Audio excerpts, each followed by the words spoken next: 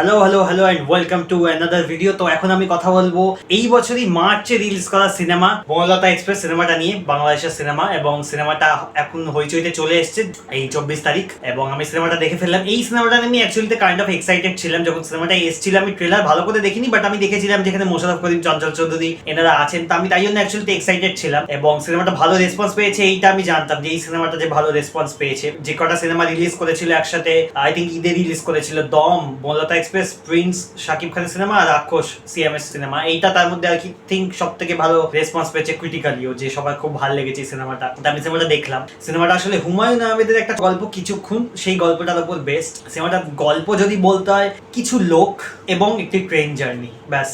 এর বাইরে আর কোনো গল্প আপনার জানার দরকার নেই। সিনেমাটাতে আছে মোশাররফ করিম, চঞ্চল চৌধুরী, সাবিলা নূর, শরীফুল রাজ, শ্যামল মলায় এবং আরো অনেকে, কারণ অনেক বড় কাস্টিং, তো অনেক লোক আছে। তো সিনেমাটা কেমন হয়েছে? অতি অসাধারণ একটি সিনেমা যদি এক কথায় বলতে হয়। সিনেমাটা নিয়ে এক্সপেকটেশন ছিল আমার হাই, এবং এক্সপেকটেশন ফুলফিল করে পেরিয়ে গেছে সিনেমাটা। এত ভালো সিনেমা আছে সত্যি। এরকম সিনেমা মাঝে মাঝে দেখলে না মন ভরে যায়। এত একটা ভালো কমেডি ড্রামা ফিল্ম, মেইনলি কমেডিটাই বেশি আছে, বাট ড্রামাও আছে, কমেডি ড্রামা ফিল্ম। এত দুর্দান্ত একটি সিনেমা, জাস্ট অসাধারণ একটি সিনেমা। গল্প আমি যেটা বললাম, কিছু লোক আর একটু ট্রেন জার্নি নিয়ে গল্প, তো গল্প সেই অর্থে কিছু নেই। এবার এই যে লোকগুলো, নানান ধরনের কিছু লোক, তাদের আমরা স্নিপেটস দেখছি, কে তারা কি করছে, কিন্তু তারা একসাথে কানেক্টেড হয়ে যাচ্ছে। মানে এই ট্রেনে ওঠার পরবর্তীতে কিছু না কিছু কারণে তারা মানে জড়িয়ে পড়ছে একে অপরের সাথে, এবং এদের মধ্যে যে একটা কাইন্ড অফ বন্ডিং গড়ে উঠছে এই লোকগুলোর মধ্যে, সেইটা এত ভালোভাবে দেখিয়েছে। মানে এটা না ওইরকম সিনেমা না যেটা বসে বসে অ্যানালাইজ করা যায়, ওরকম সিনেমা না। এটা একটা খুব হার্ট ওয়ার্মিং, হোলসাম টাইপের ফিল্ম, যেখানে ইমোশনটা হচ্ছে সিনেমাটার মেইন। কমেডি তো আছে, কিন্তু কমেডি থাকা সত্ত্বেও যে ক্যারেক্টার গুলো আছে,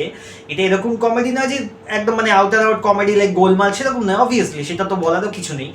তো এরকম না যে ক্যারেক্টারগুলোর প্রতি কোনো কানেকশন তৈরি হয় না, ইমোশন তৈরি হয় না। ক্যারেক্টারগুলোকে এত ভালোভাবে ওরা লিখেছে, কমেডির মধ্যে দিয়ে এত ভালোভাবে সুন্দর করে বিল্ড করেছে না, ইমোশন তৈরি হয়ে যায় প্রতিটা ক্যারেক্টারের সাথে। মানে যেই ক্যারেক্টারগুলো দেখাচ্ছে, মোশাররফ করিমের ক্যারেক্টারটা হোক, শরীফুল রাজের ক্যারেক্টারটা হোক, শ্যামল বলার ক্যারেক্টার হোক, প্রত্যেকের ক্যারেক্টারগুলোর সাথে একটা ইমোশন তৈরি হয়ে যায়, এবং সেইটাকে ওরা এত ভালোভাবে ইউজ করেছে। যখন কমেডি থেকে সিনেমাটা একটু ড্রামার দিকে যাচ্ছে, এবং এত ভালোভাবে ইমোশনটা ফুটে উঠেছে যে কাঁদিয়ে দেয়, এবং অ্যাকচুয়ালিতে কিন্তু আমাকে কাঁদিয়ে দিয়েছে সিনেমাটা। এত ভালোভাবে ইমোশনটা আমার জন্য ওয়ার্ক করেছে।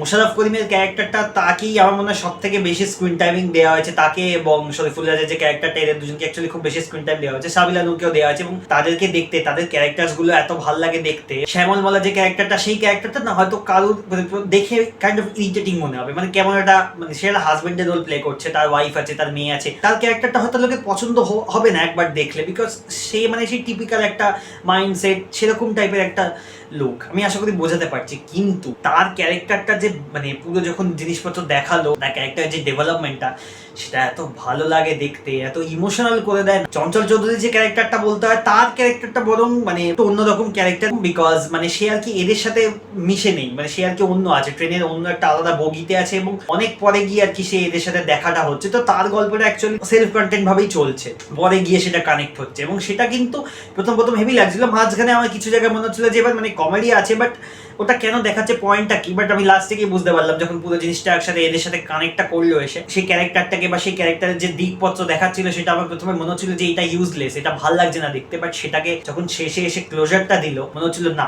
এইটা দরকার ছিল, এই ক্যারেক্টারটাকে ডেফিনেটলি দরকার ছিল। সিনেমাটা আমি যেমন বললাম যে হুমায়ুন আহমেদের একটি গল্পের উপর বেস্ট, ছোট গল্প অ্যাকচুয়ালি আই থিঙ্ক 80 পাতার উপর গল্প কিছুক্ষণ। সেই গল্পটার বেস্ট। আমি গল্পটা পড়িনি, এবং আমি সিনেমাটা দেখলাম, এবং এখানে ওইটা অবভিয়াসলি লিখে দেওয়া হয়েছে যে হুমায়ুন আহমেদের গল্পের উপর বেস্ট কিছুক্ষণ, এবং ওটা যেভাবে স্ক্রিনের উপর আসে, সেই জায়গাটা খুব দারুণ ছিল। ওই জায়গাটা পার্টিকুলারলি আমার না পার্সোনালি খুব ভালো লেগেছে ওই জায়গাটা দেখে। পুরো সিনেমা যদি অ্যাকচুয়ালি একটা কারো একটা ভয়েস ওভার চলছে, এবং সেই ভয়েস ওভারটা দিয়েছে অ্যাকচুয়ালি নুহা হুমায়ুন আহমেদের ছেলে, এবং সেটা কাইন্ড অফ একটা পারফেক্ট ব্যাপার। তার যে ভয়েস ওভারটা ছিল সেটা আমার ভালো লেগেছে। তবে হ্যাঁ, সেই ভয়েস ওভারটা আমার আরেকটু বেশি কনসিস্টেন্ট হতে পারতো। কিছু জায়গাতে আমার মনে হচ্ছিল যে আরে এই ভয়েস ওভারটা কোথায় গেল, হঠাৎ করে মানে মনে হচ্ছে যে আরে ওই লোকটা ভয়েস ওভারটা ছিল, ভয়েস ওভারটা কোথায় গেল। তো কিছু জায়গাতে আমার মনে হয় যে ভয়েস ওভারটা একটু ইনকনসিস্টেন্ট, বাট সেটা নিয়ে আমার খুব বেশি কমপ্লেন্ট কিছু নেই। আচ্ছা, সিনেমার গান নিয়ে আমি অল্প করে বলতে চাই। গানটাও কিন্তু ভালো, মানে যে কটা গান আছে সিনেমাতে, গানগুলো কিন্তু আমার সত্যি খুব ভালো লেগেছে। এবার আমি যাই অভিনয়তে। অভিনয় নিয়ে যদি বলতে হয়, তো অভিনয়তে যারা যারা আছে আমি তাদের নাম বললাম। দুর্দান্ত কাজ প্রত্যেকের।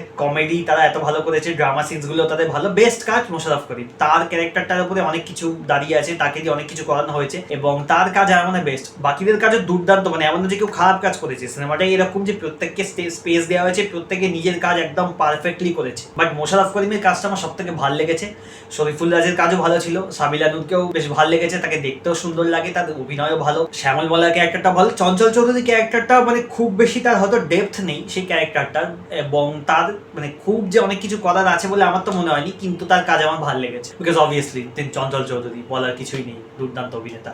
সিনেমাটার ডিরেকশন কিন্তু খুব ভালো, বিকজ সিনেমাটা না বেশ লম্বা সিনেমা, 2.5 ঘন্টার উপর সিনেমা, কিন্তু কোথাও বোর লাগে না, মানে কোথা থেকে কিভাবে যে টাইম কেটে যায়, মানে কমেডি চলতে চলতে ড্রামায় ঢুকছে, এবং সেখান থেকে জিনিসটা মানে যে পুরো হোলসাম ব্যাপারটা এবং এই পুরো হার্ট ওয়ার্মিং ব্যাপারটা এগুলো এত ভালোভাবে আসে, এবং ডিরেক্টর এত ভালোভাবে জিনিসটা করেছে, রাইটার আর ডিরেক্টর, সেটা না এত ভাল লাগে, কোথাও বোর লাগে না। তো ডিরেকশন কিন্তু সত্যি খুব ভালো, মানে এরকম কোনো সিন আমার অ্যাটলিস্ট মনে হয়নি যে এটা কেটে দিলে ভালো হতো বা এটা ছোট হলে ভালো হতো, বিকজ দেখতে এন্টারটেনিং লাগছে, মানে এন্টারটেনমেন্ট ফুল অন। এই জন্য কোথাও এরকম মনে হয়নি যে এটা ফেলা যেত, এটা ইউজলেস, সেরকম মনে হয়নি আমার, এতটাই জিনিসটা ভালো লেগেছে। এবং এই সিনেমাটা দেখতে দেখতেই ভাবছি যে এই সিনেমাটা যেভাবে স্টার্ট হয়েছে না, এটা আমার হয়তো এই বছরের one of the best film তো মনে হচ্ছিল, বাট আমার পার্সোনাল ফেভারিটস এর মধ্যে আমার মনে হচ্ছিল এই সিনেমাটা ঢুকতে চলেছে, যেভাবে স্টার্ট হয়েছে। আমি শুধু ভাবছিলাম এটা ডাউন হিল না যায়, বিকজ 2.5 ঘন্টা সিনেমা তো, কিন্তু সিনেমাটা ডাউন হিল তো যাই না, বরং সিনেমাটা যেভাবে এত ভালোভাবে মানে শুরু থেকে শেষ অব্দি চলে, এই সিনেমাটা আমার ফেভারিট ফিল্মস এর লিস্টে ঢুকবে,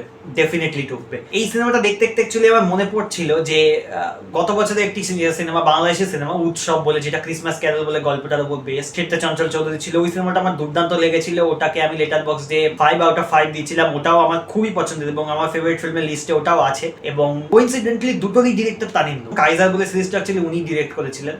এইটাও one of my favourite films এর মধ্যে ঢুকতে চলেছে। এই সিনেমাটা আমার এত ভালো লেগেছে, এত হার্ট ওয়ার্মিং, হোলসাম, এমন একটা সিনেমা যেটা না বারবার বসে দেখা যায়, এরকম একটা সিনেমা, খুব সুন্দর, খুবই সুন্দর সিনেমা বলতে যাকে বোঝায়, সেই সুন্দর সিনেমার ডেফিনেশন হচ্ছে এটা, আমার তো অ্যাটলিস্ট মনে হচ্ছে। সিনেমাটাকে যদি রেটিং দিতে বলা হয়, সিনেমাটাকে আমি লেটার বক্সে রেটিং দিয়েছি 5/5। মানে আমি কোথাও ফ্ল খুঁজে পাইনি, আমার প্রতিটা অ্যাঙ্গেল এত ভালো লেগেছে, তো 5/5। ওভারঅল দুর্দান্ত একটি সিনেমা, ওয়ান টাইম কেন মাল্টিপল টাইমস ওয়াচ করা যায়, বাট ডেফিনেটলি যদি না দেখা থাকে ডেফিনেটলি কি চেক আউট করুন। যদি এটা খুব ভালো হোলসাম টাইপের ফিল্ম দেখতে ইচ্ছা করে, যে ফিল্মটা মোস্টলি হাসাবে এবং হয়তো একটু কাঁদাতে পারে, সেরকম টাইপের যদি সিনেমা দেখতে ইচ্ছা করে, ডেফিনেটলি কি চেক আউট করুন। বনলতা এক্সপ্রেস হইচইতে আছে এবং খুবই ভালো লাগবে সিনেমাটা আপনাদের। এবং যদি সিনেমাটা দেখা হয়ে গিয়ে থাকে, ডেফিনেটলি কমেন্ট করে জানান যে কেমন লাগলে, এবং ভিডিওটা ভালো লাগলে like, share, subscribe, and that's it. Tata.